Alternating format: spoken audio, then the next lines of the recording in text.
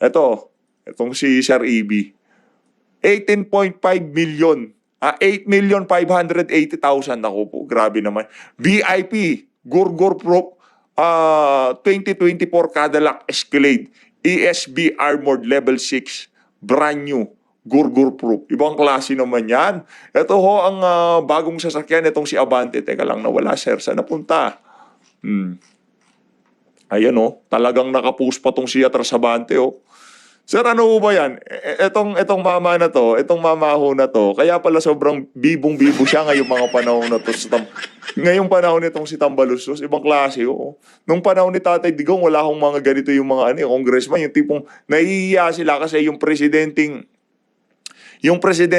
namumuno sa kanila, nagpapakita ng napakasimpleng buhay. At talagang inaabot ho niya yung mga kababayan nating mahirap. Pero itong administrasyon na to, kaliwat kanan ng party, travel dito, travel doon. Kaya lahat kasi ang mindset nito mga politiko na to, kung ginagawa ng pinakamataas sa amin, anong dahilan? Bakit hindi namin pwedeng gawin sa mga sarili namin? Mali.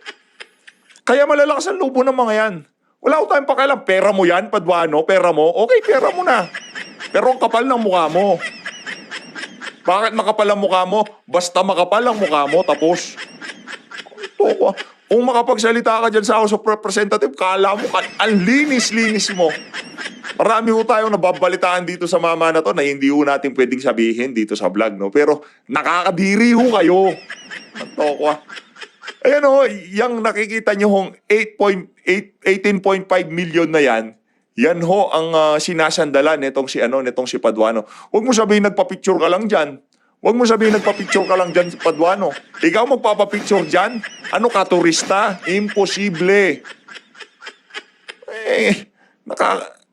Grabe ganyan ho tayong lokohin itong mga nitong mga politiko na to.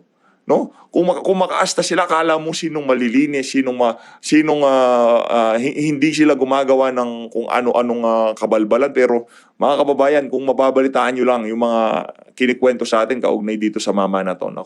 Tayong House of Representative.